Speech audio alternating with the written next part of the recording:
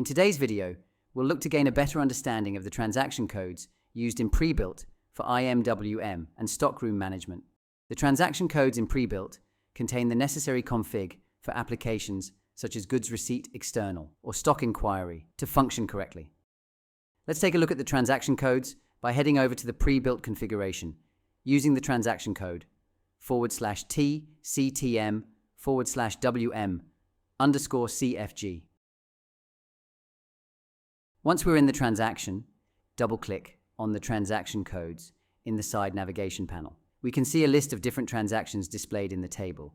The initial transactions for each of the apps will be or have already been provided to you in the initial installation phase through pre-configured BC sets. Depending on your PreBilt package, you may not have as many transactions listed in your system, and the transaction names may be different from the ones you see in this video. The transactions you see listed are linked to PreBilt apps with the use of service classes.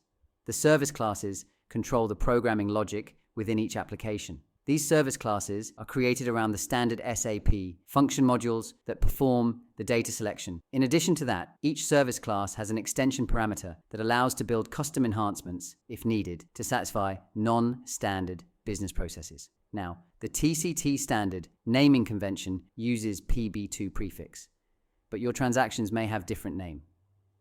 These standard transactions can be copied to create your own custom versions, where you can make changes to alter app behavior or functionality to your specific needs. Once we've configured the transaction fields, we can then see those changes reflected in the app master data.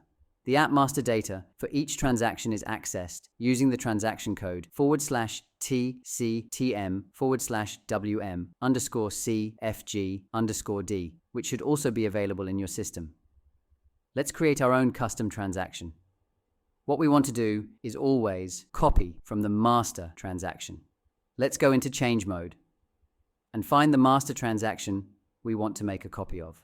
To quickly locate a transaction, we can use the position button underneath the table and enter transaction name. In this scenario, I'm going to look for PB2_GR_EXT used in goods receipt external app. Again, the transactions in your system may be different, so just pick one that you'd like to copy from. Now that we've found our master transaction, select it, and in the toolbar section, select Copy As feature. Let's give our new transaction a unique name and a description, and then press Enter to apply the changes. A pop-up will appear asking if we'd like to copy across any dependent objects. Make sure to select Copy All to ensure all relevant config gets copied across correctly. Once completed, be sure to save your changes. A transport request may appear, so just save the changes in a new or an existing transport. Now that we have created our own transaction, we can tweak it to our needs without affecting the standard transaction config, which we can always revert back to if needed. Each transaction contains configuration fields that we can access by selecting the transaction and selecting the configuration fields in the side navigation panel. These fields define the app functionality, as well as the configuration we have available to us in the app master data. When creating custom configuration fields, we have to specify the config in the shown column, such as what data type we want the config to be, whether it's a string list data, a toggle, or any other 6 data types available to us. We can also set restrictions on the maximum number of characters to be used within the string type data. We can also decide if the configuration option is warehouse relevant or not. And what that means is, if you use more than one warehouse, you can customize the app master data to be unique to each warehouse setting. We even have the option to tailor app behavior and screen configurations to a specific device type, such as a handheld scanners or a tablet. We're not going to go into too much detail for all of these fields, but if you'd like to learn more about them, please see the base framework configuration guide documentation. While we can make changes to the configuration fields, please note that the entries in this table are critical to correct working of the transaction and their respective apps, and should not be changed without specialist knowledge. If you'd like more information on how to tweak or enhance the app's functionality or behavior beyond its core standard, please contact the config team, who will be happy to assist you further. We also have the option of configuring the string field list, which define the config for any configuration fields with data type set as a string list. For example, if we look at the config for app_texts highlight it, and then double-click on String Field List in the navigational panel.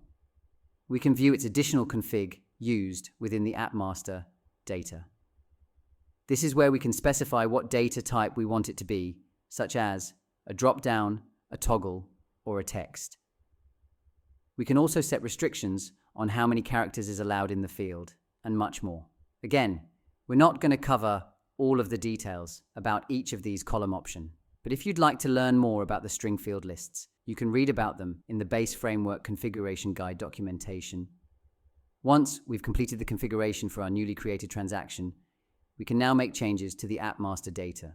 Let's go into the App Master data transaction using /TCTM/WM_CFG_D. Enter the transaction code we've created into the field and press execute. As this is a brand new transaction, there is no data maintained in the App Master data. What we can do is, instead of building it from scratch, we can copy the App Master data from the master transaction. To do that, let's go back to the main App Master data transaction screen and enter our transaction code again. In the toolbar menu, select the icon with two documents overlaying one another. This is a copy entries from feature that allows us to easily copy the App Master data from another transaction.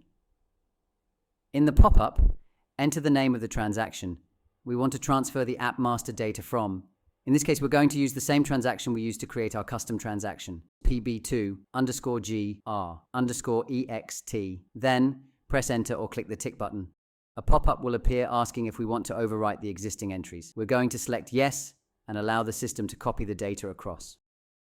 A success message should appear, and we can now go back into our transaction. We can now see that we have some App Master data loaded successfully, which we can now alter to our specific needs. Another way of uploading the AMD is through a file. In the toolbar section, you can either download or upload the AMD data from a file stored on your machine. The App Master data section will be covered in more depth, including what changes are possible and how to do them in your pre-built applications in a separate video. Hopefully this gives you a better understanding of the transaction codes and their configuration within pre-built for IMWM and stockroom management. Always remember to create a copy of a standard transaction that you can alter, test, or use before making changes to your main transactions. Thanks for watching, and see you in the next video.